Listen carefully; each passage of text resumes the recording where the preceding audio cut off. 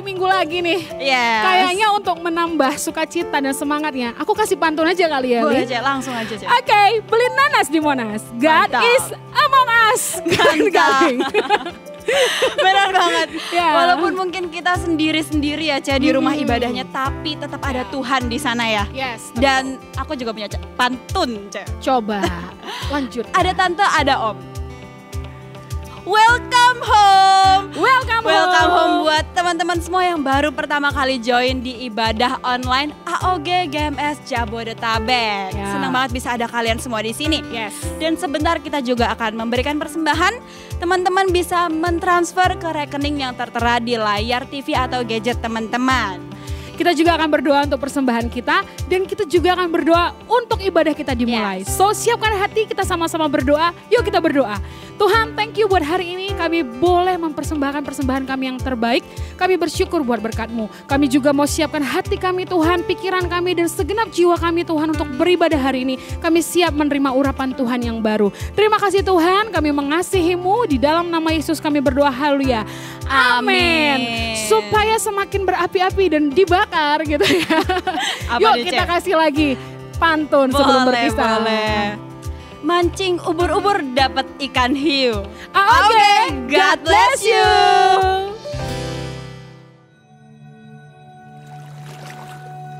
Ini tahun di mana Roh Kudus mau upgrade Anda punya status, fungsinya sebagai mitranya.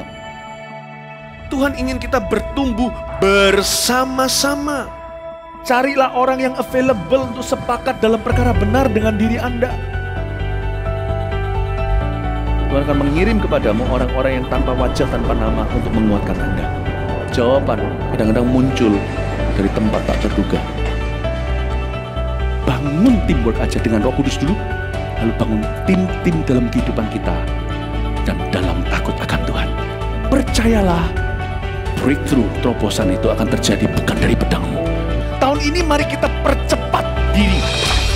Quick to listen, cepat untuk mendengar, lambat untuk berkata-kata, cepat untuk taat, lambat. Atau bahkan kalau bisa jangan berbuat dosa. Satu dari kamu mengalahkan 1000 musuh itu quality, tapi Tuhan tidak berhenti di situ. 2 berlaksa-laksa. Kami mencetuskan bahwa supaya yang datang di sini bukan jadi jemaat akhirnya, tapi semua jadi murid-murid yang berbuah-buah lebat. Gereja Mawar Sharon sekali mengayunkan tombaknya, berdirilah 300 gereja. Mari kita bersatu. Mari kita akselerasi. Sampai 2030 300 gereja ini benar-benar terjadi.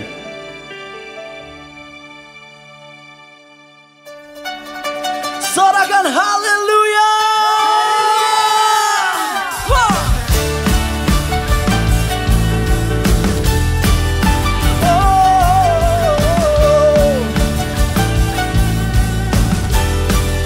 Sama-sama katakan, satu nama yang besar, hanyalah nama-Mu Tuhan. Gunung batu kekuatan, hanyalah nama-Mu Tuhan. Katakan tak terbatas, tak terbatas kuasa-Mu Tuhan. Kau ajaib dan hebat, ajaib hebat, Raja perkasa. Kami bawa pujian, nyanyian kemenangan, masuki gerbang-Mu hati kami bersama. Angkat tanganmu sama-sama katakan, tangan kami terangkat, sorakan kemenangan, terpujilah nama-Mu Yesus Raja, segala Raja.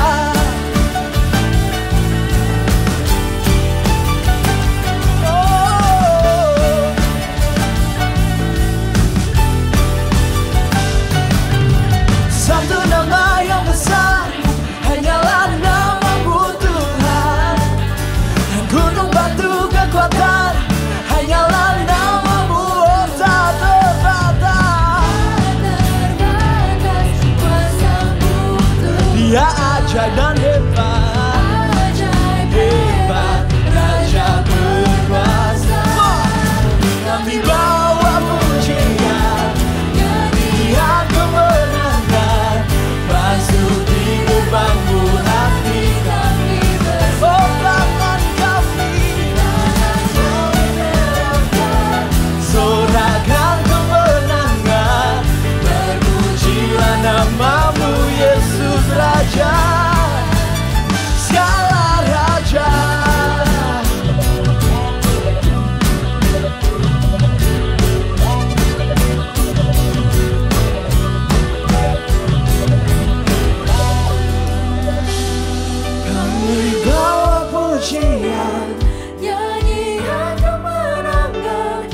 memasuki gerbangmu hati kami. Angkat tanganmu, katakan dengan hatimu. Tangan kami terangkat, kami sorakan kemenangan. Namamu Yesus Raja. Oh, kami bawa pujian, oh masuk gerbangmu. Dan tangan kami terangkat, sorakan kemenangan. Terpujilah namamu Yesus Raja, segala Raja.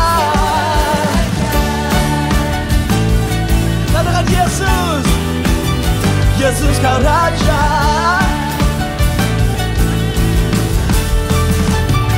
Katakan haleluya.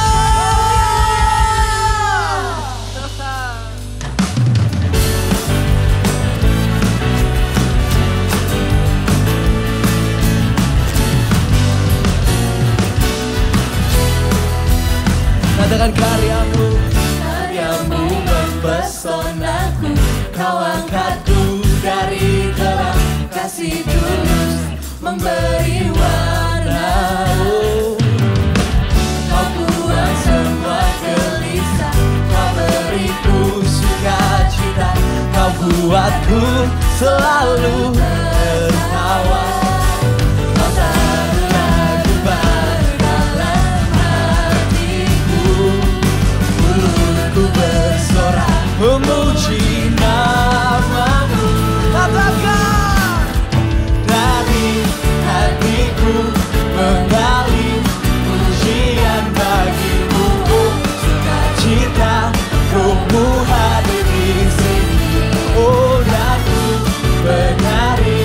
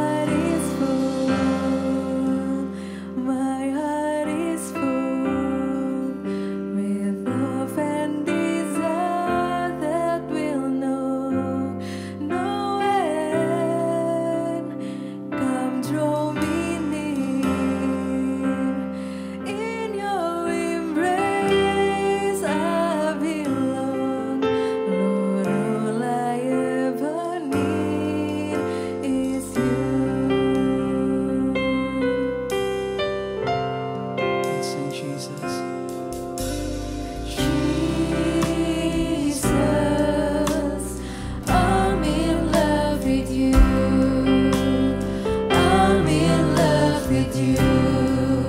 Forever I'll be yours. You are everything to me, and all I ever need is you. My heart is full. My heart is full. My heart is full. My heart is full with love and desire that will know no end. Come draw me near. In your embrace I belong. Lord, all I ever need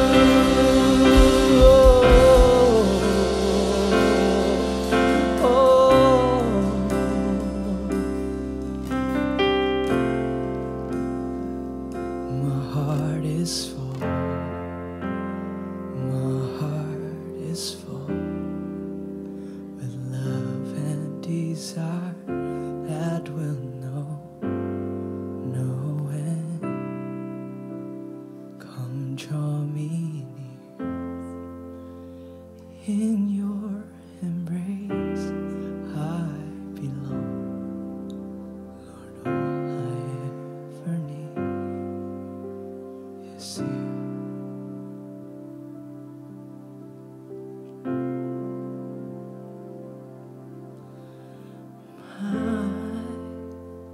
Best friend,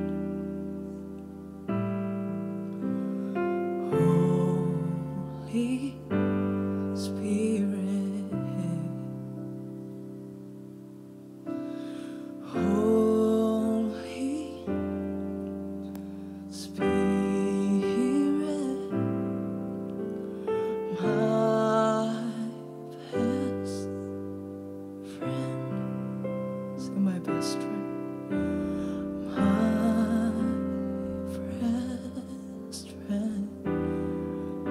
Call his name out. Say, Holy Spirit. Panggil dia. Holy Spirit.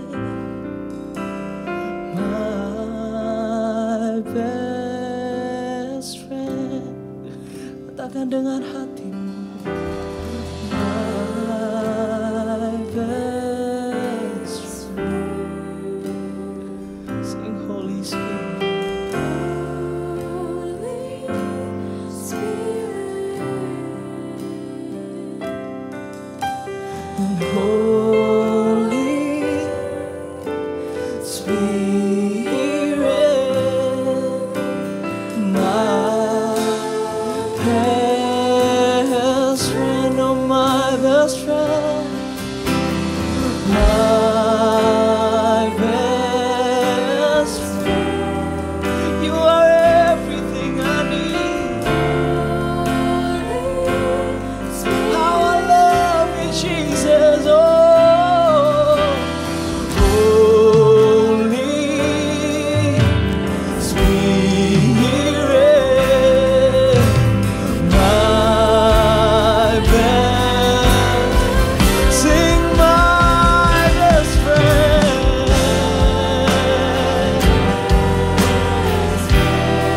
You're my Holy Spirit, God.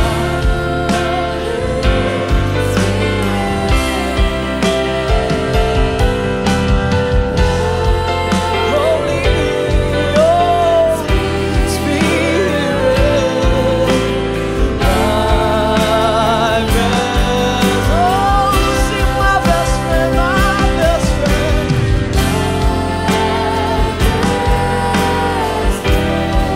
All is there. Holy Spirit,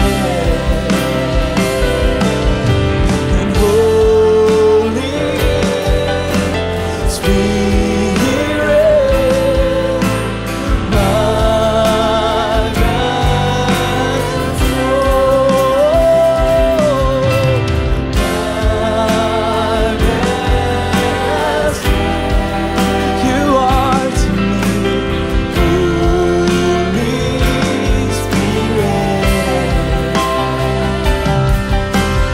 Holy Spirit, my best friend, oh my best friend, Holy Spirit, Holy Spirit,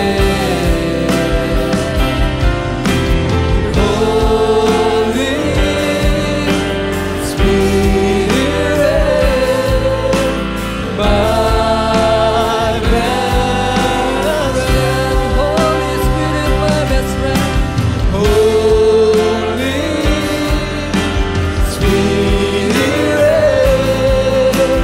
my best friend, oh, Holy Spirit,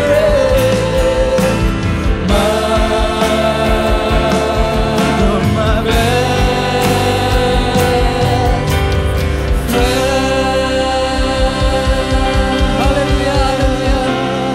Haleluya. Terima kasih Tuhan, terima kasih kasih untuk kesempatan hari ini kami datang dalam hadirat-Mu. Terima kasih untuk hadirat-Mu yang manis Tuhan. Kami bisa memuji, menyembah-Mu Tuhan, masuk ke dalam hadirat-Mu. Terima kasih Tuhan, sebentar kami akan mendengarkan firman-Mu. Urapi hamba-Mu yang menyampaikan firman-Mu. Biar setiap firman Tuhan menjadi sederhana, bisa masuk ke dalam hati kami. Kami mendengar dan kami melakukan seperti orang yang bijaksana, mendengar firman Tuhan dan melakukannya, yang membangun rumahnya di atas batu, sehingga kami bisa berdiri kokoh dan tinggal aman di dalam rumah. Terima kasih Bapak, kami mengucap syukur dalam nama Tuhan Yesus. Haleluya. Amin. Amin. Shalom Army of God. Saya sangat bersyukur hari ini bisa sharing kepada Anda semua, dimanapun Anda berada. Saya mau bacakan di 1 Yohanes 2 ayat yang ke-14b. Ada sebuah ciri-ciri yang melekat kepada seorang muda. Dan firman Tuhan ini sudah kita dengar lama. Dan kita excited, kita sangat passionate ketika mendengar firman ini. Dikatakan, aku menulis kepada kamu, hai orang-orang muda, karena kamu kuat dan firman Allah diam di dalam kamu. Dan kamu telah mengalahkan yang jahat. Ciri yang melekat adalah kita kuat. Anak-anak muda firman Tuhan tinggal di dalamnya. Dan yang terakhir kita mengalahkan yang jahat. Karena firman ini kita jadi bersemangat. Ya Tuhan, aku anak muda, aku kuat. Firman Allah tinggal di dalamku dan aku mengalahkan yang jahat. Kita menjadi excited. Tapi yang salah adalah ketika kita berekspektasi bahwa ketika firman ini datang, artinya segala sesuatu berjalan dengan baik. Artinya segala sesuatu tidak ada tantangan. Kita berpikir segala sesuatu akan menyenangkan terus. Tidak ada challenge, tidak ada godaan, tidak ada temptation, tidak ada apapun. Kita merasa kita kuat. Tapi, dan akhirnya dengan pengetahuan tentang ayat ini kita sangat berapi-api. Lalu tidak sedikit dari kita mendapati kenyataannya. Kok beda ya? Ketika aku menjalani hidup ini, kok banyak tantangan ya? Di masa muda Anda, tidak sedikit dari kita mengalami struggle demi struggle. Apa itu? Contohnya, ketika Anda mendapat sebuah persoalan, tiba-tiba emosi Anda meledak. Dor gitu, Anda marah, super marah besar. Bahkan kemarahan itu membuat hubungan rusak. Entah itu dengan orang tua, atau dengan teman pelayanan, atau dengan teman kos, dengan teman kuliah, atau dengan sibling Anda, saudara Anda. Ketika terjadi hal-hal yang di luar ekspektasi, dalam sebuah perjalanan, Anda ditikung orang, membuat Anda kaget, ngerem mendadak, keluar kata-kata negatif dari mulut Anda. Lalu Anda merasa terkuras habis. Ketika ada hal yang tidak menyenangkan datang, Anda ngomel, keluar kata-kata negatif yang membuat jiwa Anda kelelahan. Dengar kata-kata sendiri Anda menjadi lelah. Anda juga sering dicobai dengan pencobaan-pencobaan. Dan akhirnya Anda jatuh, Anda gagal. Sehingga membuat Anda merasa hidupku ini kok jadi sia-sia. Karena aku mau jadi anak muda yang disebutkan firman Tuhan tadi. Tapi aku kok gagal ya di sini ya. Akhirnya Anda bangun pagi dengan perasaan bersalah. Your daily life start with guilty and guilty, merasa bersalah. Aduh gak enak rasanya. Bangun pagi ini kemarin gini, aduh hari ini juga gak enak. Pada akhirnya Anda menyadari ada seseorang yang sulit. Dan acap kali kita mendapatinya menjadi troublemaker. Dan seseorang ini malahan kita jumpai setiap pagi. Sering kita jumpai ketika kita di depan cermin. Anda tahu siapa yang saya maksud? Yang paling sering terjadi adalah ada pada diri kita sendiri. Dengan kata lain, bukan faktor eksternal, bukan faktor luar, bukan karena orang yang melakukan kesalahan ke kita, tetapi dari dalam kita yang membuat kita merasa gagal. Anda menyadari, iya ya aku pernah jadi troublemaker sih. Akhirnya keluargaku hubungannya jadi gak enak satu sama lain. Atau apapun itu. Bukan pada orang tua, bukan pada teman kos, bukan pada dosen kuliah, atau siapapun yang dekat dengan Anda. Tapi sebenarnya pada diri kita sendiri. Dengan kata lain, kalau saya yang khotbah hari ini, ada pada saya sendiri. Saya harus tahu di depan cermin ada siapa oh iya, kadangkala ini loh musuh kita, yaitu diri kita sendiri. Kita perlu mengalahkan diri kita sendiri. Persoalan ini berujung pada kita bisa memperlambat janji Tuhan digenapi. Persoalan dari diri kita ini juga berujung kepada mimpi-mimpi yang pernah Tuhan beri dalam hidup kita terasa mundur jauh. Sampai pada akhirnya kita semua akan setuju dengan sebuah kata, yaitu kita perlu mendisiplinkan diri sendiri. Kata disiplin bukan kata yang enak. Disiplin itu bukan disuapin. Disiplin itu enggak enak. Disiplin itu bukan kata-kata yang lucu. Disiplin itu bukan kata-kata yang mudah. Nah, hari ini saya akan bahas terutama disiplin di area penguasaan diri atau self-control. Apa definisi dari penguasaan diri? Anda tahu penguasaan diri ini ada dalam buah-buah roh dan dia ada di tempatnya di paling terakhir. Setelah kasih, sukacita, damai sejahtera dan segala macam ditutup dengan penguasaan diri. Kita bisa penuh kasih, sukacita, damai sejahtera. Kita bisa melakukan apapun yang baik.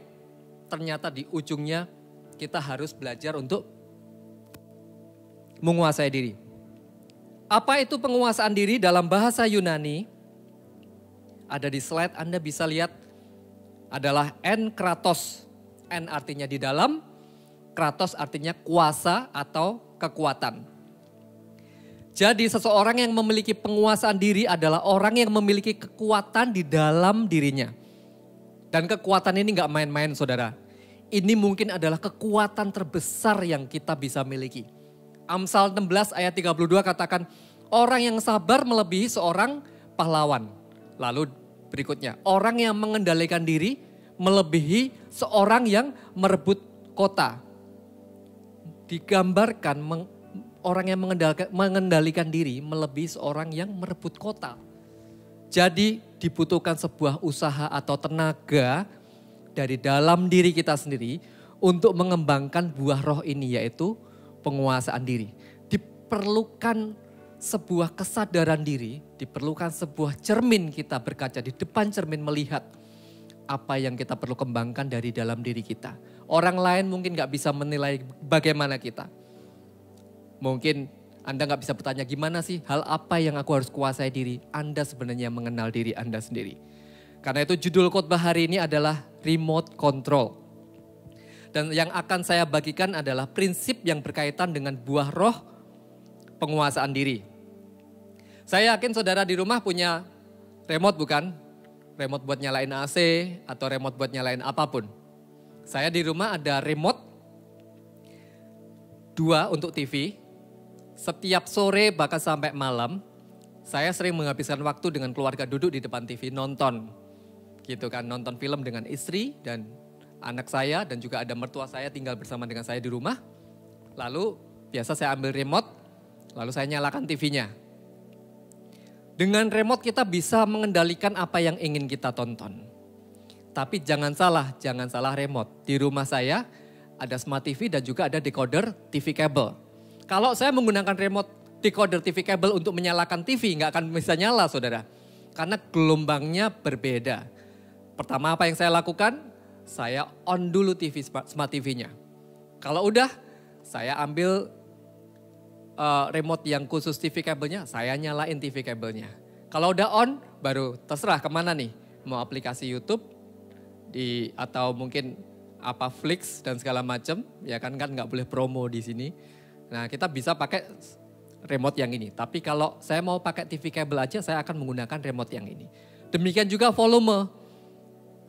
Ini udah pol nih, tapi kok nggak kedengeran suaranya. Oh ternyata volume TV kabelnya saya belum naikkan. Demikian sebenarnya kehidupan kita. Seperti remote tertentu yang mengirimkan sinyal untuk diterima oleh device yang sama gelombangnya, demikian juga respon Anda tidak dikendalikan oleh penguasaan diri orang lain. Respon decoder TV kabel saya tidak dikendalikan oleh remote-nya smart TV. Demikian juga sebaliknya. Melainkan respon kita, respon Anda dikendalikan oleh penguasaan diri Anda sendiri. Karena itu remote control kehidupan kita, itu adalah respon kita sendiri terhadap tekanan atau masalah yang kita hadapi. Baca bersama saya di Amsal 25 ayat yang ke-28. Orang yang tak dapat mengendalikan diri adalah seperti kota yang roboh temboknya. Dalam bahasa Inggris, like a city that is broken into and without walls, it's a man who has no control over his spirit. Di zaman dahulu sebelum orang membangun kota, saudara, mereka membangun tembok. Sebelum terjadinya ruko, sebelum terjadinya tempat pasar, tempat jual beli, sebelum terjadinya apalah yang ada di dalam kota. Pertama-tama di zaman dahulu, mereka membangun tembok. Seperti Anda juga pernah dengar kisah tentang Nehemia, Nabi Nehemia yang membangun tembok dengan kisah heroiknya. Ada di kitab Nehemia. Tembok dibangun sebagai pertahanan. Tembok dibangun untuk keamanan rakyatnya untuk tinggal. Di dalam hidup kita sebenarnya juga ada sebuah tembok pertahanan. Ada sebuah tembok perlindungan hidup, yaitu buah roh yang terakhir ini. Dia adalah self-control. Catat ini baik-baik. Self-control adalah tembok perlindungan hidup kita. Anda bisa loh mendapati diri Anda tiba-tiba terhenti dari mimpi-mimpi Anda, visi Anda. Anda bisa loh yang tadinya cinta mula-mula, luar biasa sekali melayani Tuhan, tiba-tiba Anda terhilang. Anda bisa, Anda itu tidak lari menuju ke panggilan Anda. Bisa, itu terjadi kapan saja. Dan pada akhirnya Anda juga bisa menyesal dan berkata, kenapa aku berespon seperti itu ya? Kenapa aku mengatakan kata-kata yang menyakitkan itu? Kenapa ya aku bertindak seperti itu padahal aku tahu itu salah? Kenapa ya emosiku meledak-ledak dengan keluargaku? Ya bodohnya aku ini. Bukankah aku tahu ini gak benar? Kondisi seperti itu adalah lack of self-control atau kurang penguasaan diri. Dalam beberapa case untuk merecovery, mengembalikan kondisi Anda membutuhkan waktu berbulan-bulan oleh karena lack of self-control atau kurangnya pengendalian diri. Saya ilustrasikan, suatu saat TV lama saya pernah rusak. Lalu saya nyalakan pakai remote, gak bisa, remote-nya juga rusak. Saya nyalakan manual dari kontrol atau knopnya yang ada di TV juga gak bisa. Apa yang terjadi? Saya perlu servis. Dan ketika saya servis ke tempat TV, membutuhkan waktu. Gak bisa kita tunggu 5 menit langsung kelar. Membutuhkan waktu yang lama, akhirnya kita bisa menikmati TV itu lagi. Ketika remote TV nggak berfungsi, bahkan kontrol TV manual itu pun rusak, maka dengan kata lain nggak berguna. TV ini nggak mengeluarkan fungsi seharusnya, tidak berguna. Pilihannya adalah seperti yang saya lakukan tadi, saya perlu servis dan pasti membutuhkan waktu. Dan hari ini saya ingin menceritakan kepada Anda, saya akan menggambarkan kepada Anda bisa lihat di slide, ada ciri-ciri orang yang lack of self-control.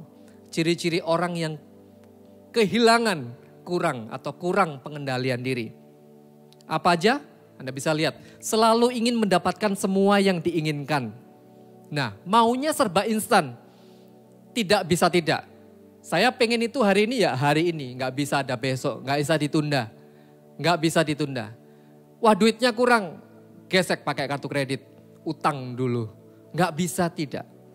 Kalau misalkan terjadinya, kenyataannya nggak terjadi apa yang kita inginkan, kita bisa kecewa, uring-uringan sepanjang hari, kita jadi marah. Itulah ciri-ciri lack of self-control. Maunya serba instan. Yang kedua, putus asa terhadap masalah. Waktu Anda mengalami sebuah persoalan atau masalah, Anda cepat putus asa. Enggak jarang, enggak sedikit anak muda, masih muda belia, masih punya kekuatan. Ada masalah dikit, lebih baik aku mati. Itu sebuah tanda bahwa orang tersebut lack of self-control. Suka merampok hak orang lain. Seharusnya orang tuh punya hak dengan keluarganya mungkin. Tapi ketika dia tidak bisa memberikan apa yang kita inginkan, kita menarik perhatiannya kepada kita. Lalu kita menjadi kecewa terhadap orang itu. Kita tidak bisa mengendalikan diri, kita jauhi orang itu. Suka merampok hak orang lain. Suka mengontrol orang lain. Cepat marah dan emosional. nggak bisa kesenggol dikit. Ya kan, pepatah orang Jawa ada bilang apa kalau udah lagi marah-marahnya apa, senggol bacok katanya gitu. Kalau ada kesenggol dikit, wah kita bisa langsung naik darah. Ketidakmampuan untuk mengasihi, susah ngasih orang lain, sayang sama orang lain, perhatian sama orang lain. Dan juga ketidakmampuan untuk dikasihi ketika kita menerima ada orang perhatian sama kita tuh kayak nggak mudah gitu. Aduh, merasa tidak suka bahkan. Apalagi mengeluh tentang apapun. Kalau ada apa-apa kurang dikit aja udah, kok bisa gitu sih? Ini kenapa begitu? Ini AC kenapa dingin sekali sih? Ini kenapa musiknya terlalu apa? Ini gimana sih? Suka mengeluh tentang apapun. Dendam, mudah iri hati dan tersinggung. Berasumsi dan merendahkan orang lain. Nah udah mulai mikir kalau bukan sebuah kenyataan yang terjadi tapi kita di belakang, ini kayaknya begitu-begitu deh, kayaknya begitu. Nggak ada faktanya. Kita akhirnya berasumsi dan kita bisa merendahkan orang lain. Dosa kecanduan yang tidak terkendali. Anda terkuras habis tenaga Anda, pikiran Anda kepada hal-hal yang mencandu hidup Anda atau dosa. 1 Korintus 9, saudara sekalian, Paulus menulis sebuah ayat yang luar biasa. Paulus adalah seorang kelahiran Yahudi, tetapi dalam pelayanannya dia di Yunani. Sepertinya Paulus ini adalah seorang yang cinta sama olahraga. Kenapa? Karena di kitab Korintus banyak menceritakan ilustrasi atau perumpamaan khotbahnya itu mengumpamakan tentang pertandingan atau seorang pelari yang bertanding gitu. Jadi kemungkinan Paulus di zaman pelayanannya beliau mencintai olahraga. 1 Korintus 9 ayat yang ke-24. Tidak tahukah kamu bahwa dalam gelanggang pertandingan semua peserta turut berlari. Tetapi bahwa hanya satu orang saja yang mendapat hadiah. Karena itu larilah begitu rupa sehingga kamu memperolehnya. Nah, kalimat bahwa dalam gelanggang pertandingan semua peserta turut berlari. Ternyata saudara, Army of God, kita semua ada dalam sebuah pertandingan. Kita hidup ini bukan cuma sekedar untuk makan, minum, mencari pekerjaan, mendapatkan pasangan hidup, menikah, punya anak, membesarkan anak, punya cucu, meninggal. Bukan, tetapi semua orang di bumi ini, kita semua dalam pertandingan. Sebuah pertandingan menghadapi apa? Dunia yang semakin rusak. Sebuah pertandingan menghadapi pergaulan yang buruk. Sebuah pertandingan ini yang terus-menerus terjadi, keinginan daging. Sebuah pertandingan melawan konflik yang terjadi di dalam keluarga. Sebuah pertandingan karena atas rumah tangga mungkin yang berantakan. Studi yang berat, tantangan pekerjaan. Intrik dan politik dalam pekerjaan maupun studi. Kita ada dalam sebuah pertandingan. Ini perlu Anda sadari. Kita semua sedang bertanding. Ayat 25, tiap-tiap orang yang turut mengambil bagian dalam pertandingan menguasai dirinya dalam segala hal. Mereka berbuat demikian untuk memperoleh suatu mahkota yang fana. Tetapi kita untuk memperoleh suatu mahkota yang abadi. Orang yang berlomba, orang yang bertanding, entah itu lari, entah itu berenang, entah itu bersepeda, entah itu apa, semua pertandingan basket, bola. Mereka sedang mengincar sebuah piala atau sebuah trofi. Nanti juaranya bisa dapat, juara 1 dapat emas, juara 2 dapat silver. Juara 3 dapat perunggu dan segala macam dan penghargaan demi penghargaan. Tetapi dikatakan di firman Tuhan, mereka yang melakukan olahraga yang secara fisik itu, yang nampak nyata itu, yang digambarkan Paulus. Mereka mengejar sesuatu yang fana. Ada yang nanti ketika Anda meninggal pialanya dimasukin lalu kita bisa bawa ke surga? Nggak ada. Pialanya tersimpan di bumi. Suatu hari nanti juga bakal hancur dan rusak. Kita bertanding untuk memperoleh sebuah mahkota yang abadi. Mahkota yang abadi. Untuk itulah kita berlari. Kenapa kita hidup di bumi? Karena kita tuh percaya suatu hari nanti di surga kita tuh memperoleh mahkota yang abadi, yang sifatnya kekal. Yang tidak bisa dicuri, ngengat tidak bisa menghancurkan. Untuk itulah kita bertanding, untuk itulah kita berlari. Nah, lalu ada kalimat begini, mengambil bagian dalam pertandingan. Apa artinya? Ketika Anda mengambil bagian dalam pertandingan, kita hidup itu sebenarnya sudah mengambil bagian dalam pertandingan. Itu artinya, Anda harus tahu ini, Anda siap dengan segala resiko. Anda siap dengan ketidaknyamanan, Anda siap rela sakit atau menderita sementara waktu untuk kemenangan yang kekal. Karena itu saya bilang hidup ini sebagai orang Kristen kadang nggak semuanya mulus loh. Ketika ada tantangan datang, dibutuhkan your self control. Itu benar, remote controlmu tuh benar. Ngepencet pause atau play saat ini. Atau mau matiin TV-nya atau mau nyalain. Itu harus tepat. Inilah pertandingan itu. Karena itu kembangkan buah roh yang namanya penguasaan diri. Ayat yang ke-26. Sebab itu aku tidak berlari tanpa tujuan. Dan aku bukan petinju yang sembarangan saja memukul.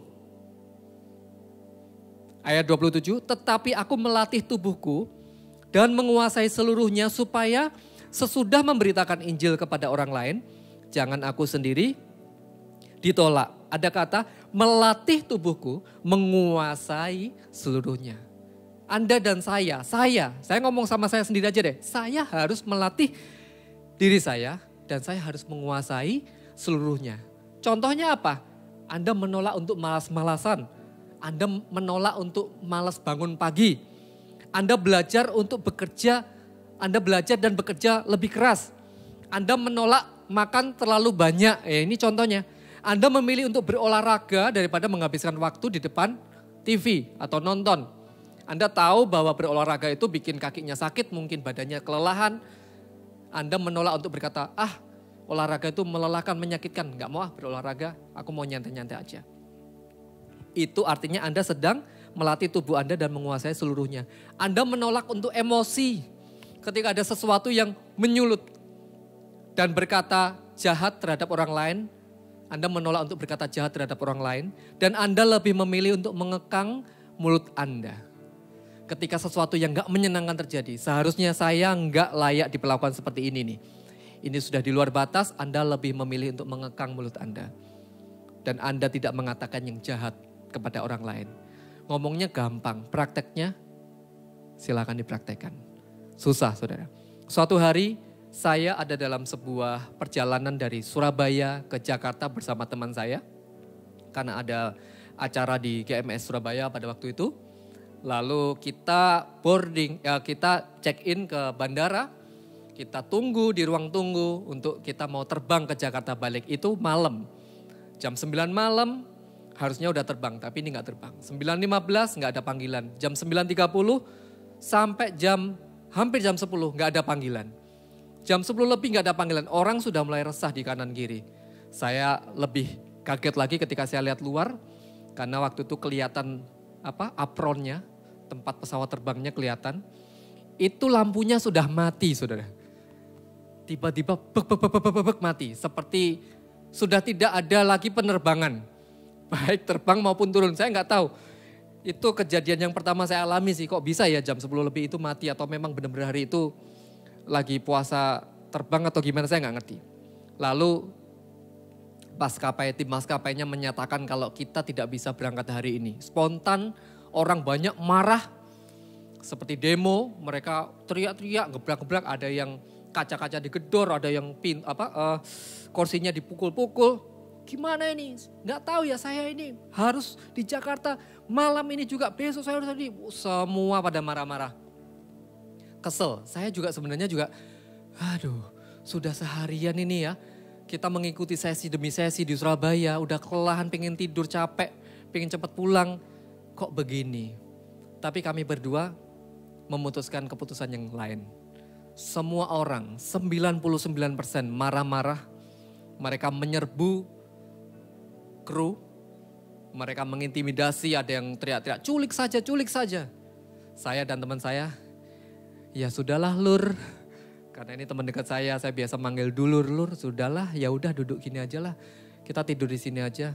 Akhirnya kita keberisikan, tidur di situ juga gak bisa karena orang pada teriak, ada yang mau nangis, ada yang apa gimana. Mereka menuntut ini itu, sampai jam 2 pagi. Masih begitu kejadiannya. Kami tetap memaksakan diri kami untuk beristirahat. Lalu pukul 4 pagi mereka mengambil keputusan untuk mengganti rugi, memberikan sejumlah uang kepada ini dan mulai jam 2 pagi mereka menyediakan hotel untuk siapa yang mau dihotelkan. Lalu bagi yang tidak mau menunggu juga tidak apa-apa. Saya waktu itu udah perjalanan lagi ke hotel, capek, saya mau tinggal di situ saja. Saya menunggu dan akhirnya besok paginya kita terbang tanpa jadwal. Jadi pada waktu pesawat terbang itu begitu turun di Jakarta itu nggak ada pesawatnya, unknown flight-nya. Tahu-tahu kita sudah ada di Jakarta. Dari situ saya belajar sesuatu. Ketika saya marah-marah tetap saja pesawatnya nggak terbang. Saya mau lempar orang seperti apa, mengungkapkan perasaan kemarahan saya seperti apa, tetap saja saya nggak bisa tiba-tiba pling, hilang tiba-tiba ada di Jakarta. Sama aja nggak bisa. Lebih baik saya menyimpan tenaga saya untuk berikutnya. Lalu akhirnya kita bisa terbang pagi hari dengan selamat sampai di Jakarta. Ini adalah sebuah contoh di mana kita tiap hari akan dipertemukan dengan sebuah kondisi Anda menahan diri Anda. Self control Anda harus di turn on. Remote-nya bagian tulisannya self control dinyalain, diarahkan ke diri kita sendiri dan kita bisa menguasai diri kita. Sempat saya merenungkan Galatia 5 tentang buah roh ini. Kasih, sukacita, damai sejahtera, kesabaran, kemurahan, kebaikan, kesetiaan, kelemah lembutan. Tapi semua ini pada akhirnya ditutup dengan penguasaan diri. Setelah semuanya itu diakhiri dengan keputusan dari dalam hidup kita, yaitu menguasai diri. Seperti kekang yang kita pasang untuk diri kita sendiri. Dan kita membiarkan kendali penuh dari Tuhan Yesus memimpin hidup kita. Saya akan masuk ke dalam 5 poin. Anda bisa catat dimanapun Anda berada. 5 poin, how to gain more self-control. Bagaimana Anda meningkatkan, membangkitkan penguasaan diri dalam hidup Anda. Yang pertama, admit you have a problem. Atau akui bahwa Anda memiliki masalah. Titik awal untuk mengembangkan pengendalian diri adalah menghadapi kenyataan bahwa banyak masalah kita dimulai dari diri kita sendiri. Langkah pertama untuk mendapatkan lebih banyak pengendalian diri adalah dengan mengakui kepada Tuhan bahwa ya Tuhan, aku ini memang bermasalah di area ini dan ini. Ya Tuhan, saya mudah lepas kendali. Ya Tuhan, berikan saya kekuatan untuk saya bisa menguasai diri saya. Admit you have a problem, akui itu. Akui di hadapan Tuhan. Tidak peduli siapa Anda. Tidak peduli Anda itu sehebat apa, kita semua ini masih berbalut dengan daging. Kita dilahirkan dalam sebuah unsur daging yang fana dan meronta-ronta dan haus akan keinginan-keinginannya. Belajarlah untuk mengakui masalahmu di hadapan Tuhan. Minta Tuhan tolong Anda untuk mengenali di mana kelemahan Anda. Akui itu di hadapan Tuhan. Itu tahap yang pertama. Kalau Anda mau meningkatkan penguasaan diri, self-control dalam kehidupan Anda. Poin yang kedua, leave the past behind you. Tanggalkan masa lalu Anda. Lupakan yang telah lalu. Mengarah pada tujuan, ada lagunya kan, kita sering nyanyi juga kan. Filipi 3 ayat 13-14. Saudara-saudara, aku sendiri tidak menganggap bahwa aku telah menangkapnya, tetapi ini yang kulakukan. Aku melupakan apa yang telah di belakangku dan mengarahkan diri kepada apa yang di hadapanku. Dan berlari-lari. Terulang lagi ya, Paulus ini suka olahraga berarti ya. Berlari-lari, karena itu Anda perlu olahraga di rumah ya. Dimanapun Anda berada, Anda perlu mencari olahraga yang tepat buat Anda. Oke? Anda dan berlari-lari kepada tujuan untuk memperoleh hadiah, yaitu panggilan sorgawi dari Allah dalam Kristus Yesus. Saudara, kegagalan Anda di masa lalu bukan berarti Anda tidak bisa berubah.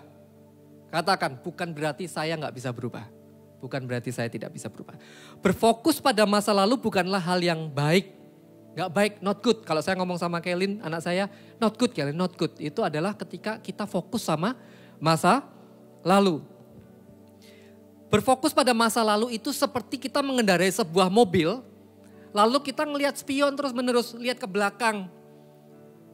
Melihat ke belakang terus. Apa yang terjadi? Nggak lama setelah itu Anda akan mengalami kehancuran. Kenapa? Anda tidak tahu apa yang di depan Anda. Ternyata ada mobil, ada truk, Anda tabrak karena Anda ngelihat belakang terus. Tidak ada seorang driver atau orang yang membawa mobil ngelihat ke spion belakang atau spion kanan kiri ini terlalu lama. Kalau ada guru yang mengajarkan lihat itu 1 menit, gurunya sesat, saudara. Enggak ada, pasti harus lihat fokus ke depan. Curi sedikit lihat ke belakang, lihat lagi ke depan. Firman Tuhan mengatakan apa? Tanggalkan masa lalumu di belakang. Fokus melihat ke depan. Anda harus melupakan masa lalu dan terus maju. Leave the past behind you. Pernahkah Anda melihat balita baru belajar, belajar berjalan? Pasti sering jatuh, ya kan? Pernah nggak lihat balita nggak mau, istilahnya mau keluar dari tempatnya, dia cuma diem, nggak ada kan? Itu pasti balita sakit. Tapi kalau balita sehat, dia udah jatuh nangis, dia akan dia pengen berjalan lagi. Jatuh lagi tuh ketatap ini, kepalanya benjut apa-apa udah nangis. Anak saya juga pernah jatuhnya dari kasur ke bawah lagi, bedak gitu. Saya sampai wah deg-degan, ada apa ya? Anak saya nggak apa-apa. Lalu apa yang terjadi? Ya pernah jatuh lagi akhirnya. Tapi sekarang anak saya udah lari, larinya udah kenceng ya. Saya mungkin kalah lari sama dia. Jadi balita ketika belajar untuk berjalan lalu dia jatuh, itu tidak menjadi sebuah destinasi bahwa dia tidak bisa berjalan. Pada akhirnya di usia keberapa dia akan berjalan dan dia akan berlari kencang. Bayangkan kalau Anda, di mana Anda, titik poin di mana Anda sekarang berada. Anda sudah menyerah duluan di usia yang masih muda. Rata-rata berapa? Belasan sampai 20-an. Anda sudah, aku menyerahkan hidupku. Aku memutus hidupku saja. Aku udah give up. Bayangkan apa yang terjadi di masa depan Anda. Jangan give up. Masa lalu Anda tidak menceritakan siapa Anda dalam rencana Tuhan. Amin. Ingat kisah Petrus ketika dalam sebuah kegagalan. Bagaimana dia mengelola kegagalan, luar biasa bukan? Diperingatkan Yesus. Nanti kamu itu akan menyangkal aku 3 kali sebelum ayam berkokok. Ayam berkokok. Ternyata Petrus menyangkal dan ketika saya membayangkan sebuah peristiwanya ketika Petrus nengok dan melihat Yesus. Yesus ngelihat ke Petrus. Petrus langsung ingat apa yang dikatakan Yesus. Lalu dia, oh my God. Ya Tuhan, aku melakukannya. Ternyata aku gagal. Aku jatuh lalu Petrus mojok menangis terseduh-seduh. Tuhan aku gagal. Oh my God. Setelah apa yang aku alami hari ini. Setelah apa yang aku lihat dengan mataku, aku melihat mujizat. Roti jadi banyak, ikan jadi banyak. Angin kencang tiba-tiba berhenti, cuma disuruh diam kamu angin kencang, dia langsung berhenti. Setelah mujizat demi mujizat yang aku alami, setelah kejadian spektakuler yang Tuhanku bisa lakukan, Rajaku yang aku banggakan bisa lakukan, aku menyangkal dia. Oh my God, dia tertunduk, dia perih hatinya, dia benar-benar hancur. Tapi lihat Petrus, dia nggak berhenti menangis, dia bangkit. Dikatakan di kisah para rasul, Petrus bangkit memberitakan Injil dengan berani. Nggak tahu mungkin di saat dia memberitakan Injil, dia teriak-teriak, hai dengarkan baik-baik. Yesus yang hari ini kau sangkal itu, yang kau pikir mati, dia hidup. Dia benar-benar mungkin sampai menangis. Akhirnya Tuhan pakai dia. Anda bisa lihat bayang-bayang Petrus menyembuhkan dalam kisahnya di Perjanjian Baru. Anda bisa lihat pemakaian Tuhan atas hidup seorang Petrus. Jadi leave the past behind you. Tanggalkan masa lalu Anda. Poin yang ketiga. Master your emotions. Kuasai emosi Anda. Jangan beri kuasa, jangan beri ruang atau otoritas kepada perasaan yang menguasai Anda. Saya disakiti sama keluarga, sama papa saya berhak untuk marah. Saya tersinggung atas kata-katanya, saya mau balas saja.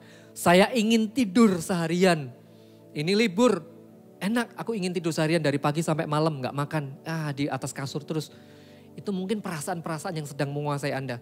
Saya ingin bermalas-malas, saya tidak ingin belajar. Saya tahu harus berolahraga tapi udahlah. Tadi saya udah bilang kan olahraga itu memang bikin capek. Badannya sakit semua. Wah gak usah olahraga. Jangan biarkan perasaan menjadi tuan atas hidup Anda. Tuhan ingin Anda belajar mengendalikan diri. Jangan biarkan dia jadi tuan perasaan kita, melo-melonya kita jadi tuan. Merasa tidak dipercaya, merasa tidak berguna, atau merasa apalagi perasaan-perasaan yang bisa menguasai kita. Suatu hari, ini ceritanya tentang penerbangan lagi ya, nggak tahu kesaksian saya itu banyak tentang perjalanan terbang-terbang. Suatu hari saya ada perjalanan ke KL, ke Kuala Lumpur untuk ada pelayanan GMS Live di sana. Itu adalah perjalanan pertama kali saya ke luar negeri, saudara. Jadi tahu perasaan saya kan? Was-was, aduh gimana ya ini perjalanan pertama saya.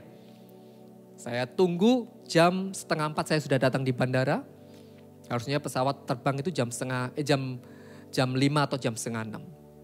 Saya udah check in, lalu tiba-tiba pas waktu masuk ke dalam saya kasihkan boarding saya. Tiba-tiba si petugas counternya bilang, "Pak, maaf Pak, pesawat ini nggak jadi terbang." Saya, "Hah? Ini baru pertama kali keluar negeri, nggak tahu tempatnya ada di mana. Tiba-tiba saya gagal terbang, padahal besok itu sudah mulai conference-nya. Ini gimana dong?" Wah, loh Mbak kok bisa? Ini kan nggak ada pemberitahuan. Saya sepanjang hari online loh. Email saya pun aktif, nggak ada pemberitahuan apa-apa tentang nggak terbang loh. "Iya Pak, maaf Pak, ini tidak terbang." Loh alasannya pun nggak dijelaskan. Perasaannya tuh kayak pingin,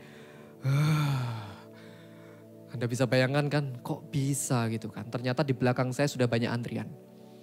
Lalu saya bilang, "Mbak, saya ini harus ada di sana karena ini ada acara yang bukan besoknya ini Mbak. Acaranya tuh besok. Minta tolong." Saya coba untuk ngedem. Mulut ini godanya apa? Waduh. Ini kayak mulut udah dikasih cabai rawit saudara. Kayak pengen ngomongnya, gimana sih kok pengen banget rasanya kayak tahu kan kalau udah lama gak makan snack yang ada micinnya itu kepengen makan ciki atau apa gitu. Nah itu kayak gitu, pengen marah banget. Tapi tiba-tiba kontrol rasanya kayak tenang. Ngomong pun saya gelagapan, "Mbak saya besok itu." Bingung karena apa? Saya sedang menguasai diri saya. Lalu ya udah, "Oke Pak, maaf Pak, nanti saya kabarin lagi Pak, Bapak duduk aja di samping sana." "Oke, terima kasih." Saya minggir, lalu ada 10-20 orang di belakang saya ngantri itu ada rombongan yang mungkin mau satu rombongan, satu grup. Mereka juga sama, wah mereka ada acara marah-marah gitu kan, macam-macam lah. Saya duduk diam lagi, ini kejadian yang kedua Tuhan. Waktu itu juga ada marah-marah, ini marah-marah gitu. Kalau ada saya kok terjadi marah-marah, ada apa ini ya? Enggak sudah. Lalu saya duduk aja, oke tenang. Tiba-tiba orang-orang suruh minggir semua. Wah alamat ini, gagal ini, saya nggak terbang ini. Tiba-tiba saya didatengin sama mbak tadi. Datengin saya dan ngomong, Pak Julian ya? Iya Mbak, gimana Pak? Pak ikut saya Pak. Oh, kenapa Mbak? Ya ikut saya aja Pak, tapi sekarang ya Pak ya? Oke, kopernya langsung dibawa. Oke, saya bawa kopernya langsung jalan, saya dibawa ke sebuah tempat counter yang lain. Dan ternyata counter itu adalah penerbangan mancanegara, bukan penerbangan lokal. Kita waktu itu ke KL-nya pakai penerbangan lokal, penerbangan mancanegara. Dan saya transfer ke pesawat itu, saya sendirian. Saya meninggalkan 10, 20 orang, 30 orang di belakang. Saya, terbang pakai pesawat ini. Waduh puji Tuhan, saya belum sarapan saudara, kalau pagi saya susah makan. Saya juga bingung gimana nanti lapar, kalau di pesawat yang ini saya dapat makanan, minuman dan segala macam. Saya masuk dengan bergegas, lalu saya masuk dan saya menikmati. Oh Tuhan, ini berkat dari self control. Saya percaya itu berkat dari Anda tuh bisa mengendalikan diri Anda. Kadang bisa instan, saya alami instan, tapi kadang juga gak instan. Ada berkat di suatu hari nanti karena Anda menguasai diri Anda. Anda kontrol aki Anda yang panas, termometer mobil Anda yang panas, Anda kontrol, Anda dinginkan, Anda guyur air cooler ke dalam jiwa Anda. Akhirnya Anda menerima berkat yang Anda tidak bisa peroleh melalui apapun. Hanya melalui ketaatan akan mengendalikan diri Anda. Master your emotion. Poin yang keempat, believe that you can change. Jika Anda ingin berubah, Anda harus mulai percaya bahwa memang Anda bisa berubah. Anda perlu percaya, aku ini bisa berubah. Jangan putus asa, jangan kok kayak dulu, dari dulu aku selalu di sini terus ya. Aduh aku kayaknya gak bisa berubah, aku ya begini ini. Jangan namakan dirimu dengan perasaanmu. Jangan beri nama dirimu dengan rasa bersalahmu. You can change. Kita bisa berubah. Keyakinan Anda mengontrol perilaku Anda. Apa yang Anda yakini itu akan mengontrol perilaku Anda, sikap Anda. Benih ini harus ditanam dalam pikiran Anda sekalian. Cara Anda berpikir menentukan cara Anda bertindak. Apa yang Anda pikir pasti menentukan apa yang Anda lakukan ke depan. Anda bisa berubah, berhentilah membuat diri Anda gagal dengan terus mengkritik diri sendiri. Ya aku begini, dikritikin diri sendiri. Merasa tidak puas dengan diri sendiri terus. Sebaliknya perkatakan Filipi 4 ayat 13. I can do all things through him who strengthen me. I can do all things through Christ who strengthen me. Apa ada kata who strengthen me. Jadi ketika kita itu percaya aku ini bisa berubah, ada kekuatan yang diturunkan, yaitu kekuatan dari Tuhan. Tuhan yang memberikan kekuatan dalam hidup kita. Kita bisa berubah bukan oleh karena kekuatan kita sendiri, tapi Roh Kudus Tuhan menolong kita semua. Poin yang terakhir, poin yang kelima. Allow the Holy Spirit to take control of you. Izinkan Roh Kudus untuk menguasai hidup kita. Anda boleh tahu tentang apapun, ilmu apapun untuk mengendalikan diri. Anda boleh ikut seminar motivasi, Anda punya intelektual atau pendidikan yang tinggi, tetapi satu yang perlu Anda tahu, yaitu ketika Roh Kudus menguasai hidup Anda, maka sikap dan kehidupan Anda akan berubah. When Holy Spirit in control, He can dominate flesh. Ketika Roh Kudus menolong kita, Dia bisa mendominasi. Tuhan akan menolong, Roh Kudus akan menolong kita mendominasi daging kita. When the Spirit is in control, the whole attitude is transformed. Ketika Roh Kudus mengontrol hidup kita, maka seluruh sikap, seluruh perilaku kita akan ditransformasi. It must start with Spirit control you. Selalu harus dimulai dengan Roh yang mengontrol hidup Anda. Akhirnya, then end with your self control. Akhirnya berakhir dengan Anda menguasai diri Anda sendiri. Karena itu ada 5 poin ini, saya ulang. Yang pertama, admit you have a problem. Yang kedua, leave the past behind you. Yang ketiga, master your emotion. 4, believe that you can change. Dan yang terakhir, allow the Holy Spirit to control you.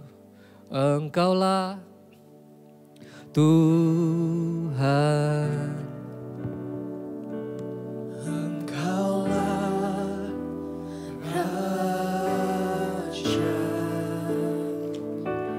Berdaulat atas hidup. Yes, Kau yang berdaulat atas hidup kami. Ku berserah penuh. Engkaulah Tuhan. Engkaulah Tuhan. Engkaulah Terima kasih Tuhan. Berdaulat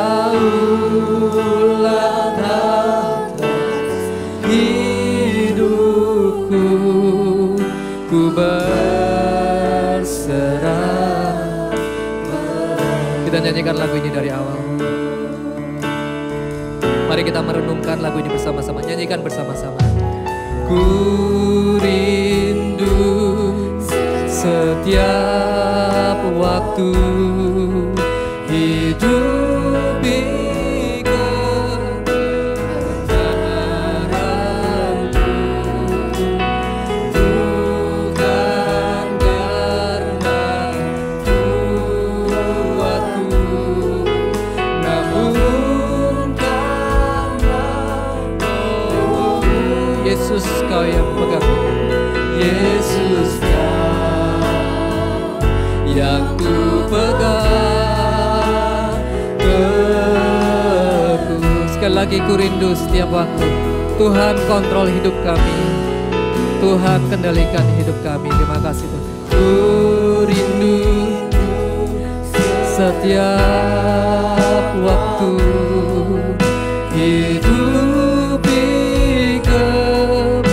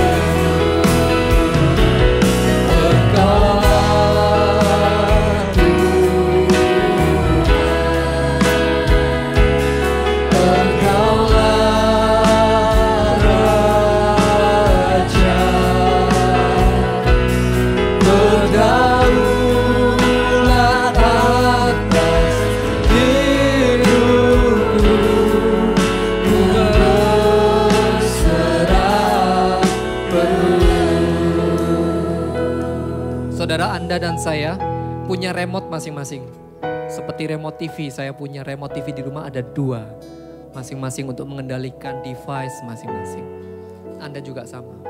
Self control adalah buah roh, is like remote control dalam kehidupanmu. Apa yang Anda kendalikan dalam remote itu adalah ketika Anda merespon terhadap tekanan atau masalah yang datang. Sudah benar nggak fungsi remote ini dalam hidup kita? Kalau Anda mendapati Tuhan masih banyak, aku ini lepas kendali seperti kuda liar. Anda perlu akui itu di hadapan Tuhan. Tuhan, datang kepada Tuhan. Dan Anda perlu percaya bahwa Anda itu bisa berubah. Anda perlu percaya bahwa masa laluku itu tidak menentukan masa depanku. Anda perlu menanggalkan itu di hadapan Tuhan. Anda perlu Roh Kudus menolong hidup Anda. Jika selama ini Anda menyadari bahwa remote ini malfunction, seharusnya kita stop, malah kita play. Seharusnya play, kita malah stop. Seharusnya Anda nggak marah-marah, tapi malah Anda marah-marah. Seharusnya Anda giat belajar, tapi Anda malah malas. Seharusnya Anda mengampuni, entah itu papa, mama, sibling, teman pelayanan, teman kuliah. Seharusnya Anda mengampuni, tapi malah Anda menyakiti, salah pencet. Seharusnya Anda menghindar, malah Anda mendekat. Seharusnya Anda mendekat, malah Anda menghindar. Ini waktunya untuk kita semua menyadari bahwa kita perlu remote ini aktif dengan benar. Kita perlu self control. Buah roh, kenapa dibilang buah roh? Karena itu adalah sebuah karya dari Roh Kudus ketika bekerja dalam hidup kita. Dan yang terakhir adalah pengendalian diri atau menguasai diri. Mari kita tutup mata kita bersama, letakkan tangan kita di hati kita. Kita berdoa, Tuhan ampuni kami. Seringkali kami nggak bisa mengendalikan diri. Kami lepas kontrol, kami tidak menguasai diri kami. Tidak terhitung Tuhan kegagalan-kegagalan yang kami alami. Tapi hari ini kami mau bersepakat, kami mau kembangkan buah roh penguasaan diri Tuhan. Kami tahu Engkau punya rencana di depan sana yang tidak terlihat sekarang. Dan untuk menuju ke sana kami perlu menguasai diri kami. Kami gak mau diam di tempat oleh karena kami seperti kuda liar lepas kontrol, gak bisa dikendalikan oleh kekang. Kami mau Tuhan taat. Kami perlu menguasai diri. Bahwa kami semua, hari ini kami berdoa setiap army of God yang ada di rumah dimanapun mereka berada. Bahwa mereka semua dalam perlombaan pertandingan iman dan mereka menyelesaikan dengan benar di dalam nama Tuhan Yesus Kristus. We won't win the race. Kami ingin memenangkan pertandingan, Lord. But we need your help. Kami mau menang dalam pertandingan, tapi kami gak bisa dengan kekuatan sendiri. Kami butuh Roh Kudus, tolong kami Tuhan. We need your help. We need your help. Holy Spirit, come upon us. Fill us. Lead us in Jesus' name. In Jesus' name. Engkaulah Tuhan. Engkaulah Raja, berdaulat atas hidupku, ku berserah penuh. Saudaraku yang ada di rumah, hari ini kita akan perjamuan kudus. Anda di rumah bisa persiapkan roti dan anggur. Mari kita sama-sama angkat roti di tangan kanan kita. Terima kasih Tuhan Yesus. Terima kasih untuk pengorbananmu. Terima kasih untuk karya indah dalam hidup kami. Kau menjadikan kami lebih dari pemenang. Dalam sebuah pertandingan iman ini ya Tuhan, kami percaya Kau tolong kami. Tubuh yang terpecah ini Kau berikan dalam hidup kami supaya kami enggak kalah. Supaya kami menjadi umat pemenang. Terima kasih ya Tuhan, terima kasih. Saudara-saudara, percayakah Anda bahwa roti di tangan kanan Anda ini adalah persekutuan dengan tubuh Yesus? Makanlah di dalam nama Tuhan Yesus Kristus.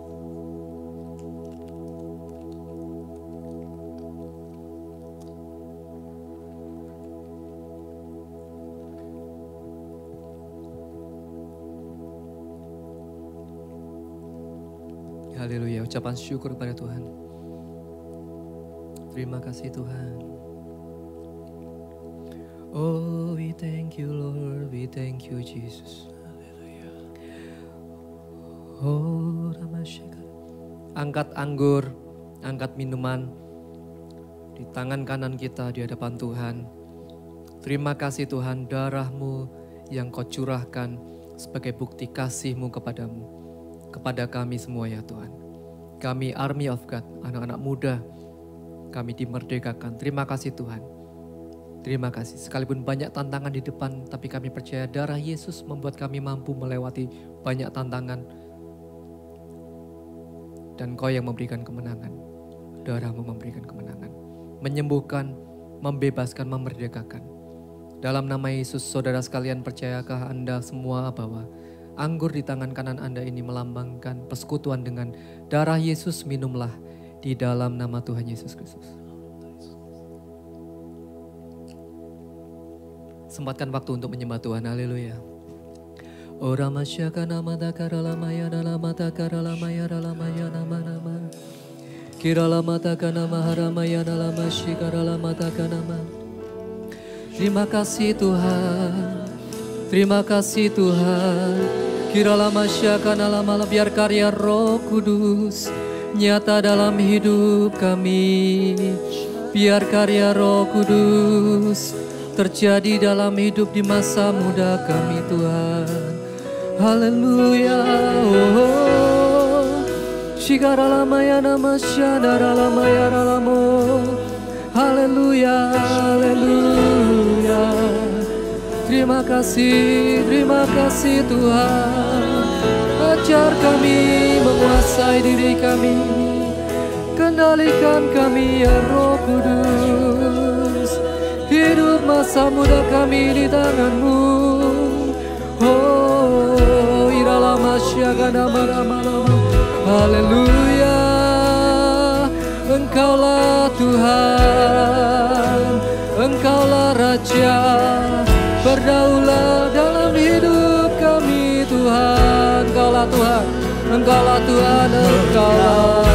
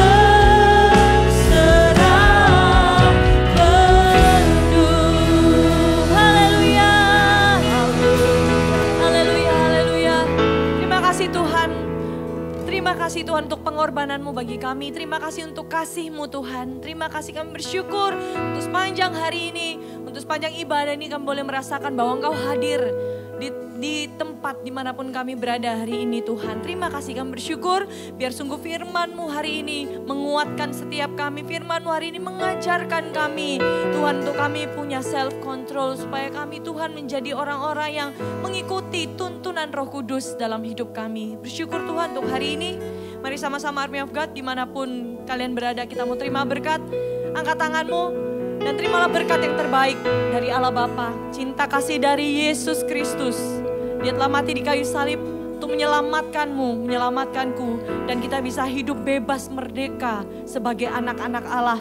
Dan terimalah juga berkat dari Allah Roh Kudus yang menyertaimu, menghibur, menemani di setiap musim. Dimanapun kalian berada, Roh Kudus selalu ada, menjadi sahabat sejati kita, selalu ada bagi kita. Terima kasih Tuhan, kami bersyukur hari ini. Biar kami bangkit menjadi orang-orang muda yang highly spiritual, highly intellectual, and highly influential. Terima kasih Tuhan. Kami bersyukur di dalam nama Yesus. Kami berdoa, mengucap syukur. Haleluya. Amin. Amin. God bless you all.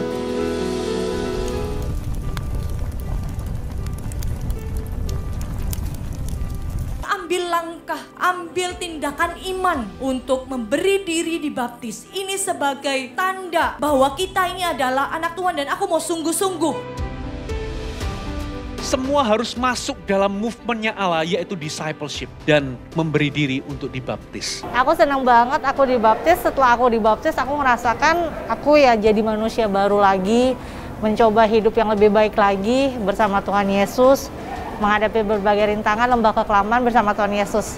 Keep fight always. Biar Tuhan yang bawa hidup aku ke tujuannya Tuhan, jadi Tuhan bisa pakai aku sih. Rasanya lebih lega, lebih tenang, kayak lebih penuh dengan pengharapan.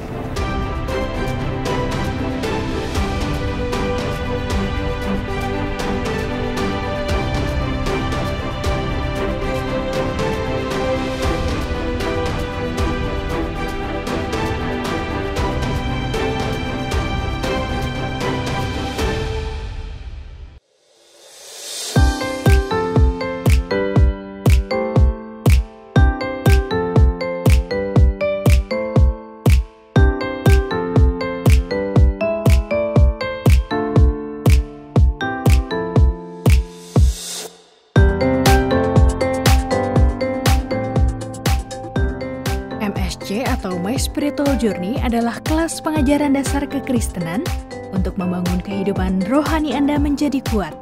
Karena itu bagi Anda yang belum ikut, kami mendorong Anda untuk mengikuti kelas ini. Pendaftaran MSJ 1 dibuka sampai dengan Minggu 15 November 2020. Kelas akan diadakan secara online pada hari Sabtu tanggal 21 November 2020 dan 28 November 2020. Untuk mengikuti kelas MSJ 1 dan kelas susulan MSJ 1, Anda bisa mendaftarkan diri secara online melalui aplikasi GMS Church. Mari segera daftarkan diri Anda. Bagi kalian jemaat Army of God, jangan lewatkan Army of God online service yang diadakan setiap minggunya, khusus bagi kalian AOG Teen dan Youth Gereja Muar Sharon Jabodetabek. Kalian juga bisa mengajak keluarga kalian untuk beribadah bersama dalam ibadah umum untuk family dan profesional muda.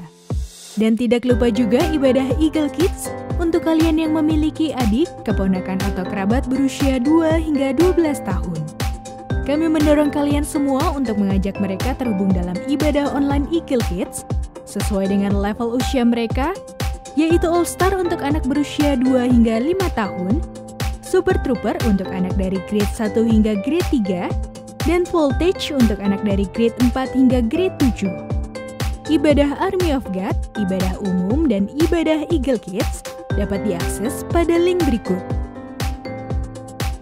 Bagi kamu yang memiliki adik, keponakan, atau kerabat berusia 2 hingga 12 tahun dan berdomisili di Jabodetabek dan Banten, kami menghimbau kamu semua untuk memotivasi dan mendukung mereka untuk dapat bergabung dalam CG Kids Online yang diadakan setiap hari Sabtu atau Minggu. Untuk informasi lebih lanjut, kamu dapat menghubungi nomor telepon yang tertera di layar kamu. Atau kamu juga dapat menghubungi kami melalui direct message di Instagram kami @GMS Jakarta Barat atau @GMS Tangerang. Minggu depan adalah minggu persembahan misi. Mari persiapkan diri Anda untuk memberi yang terbaik. Making disciples, transforming lives.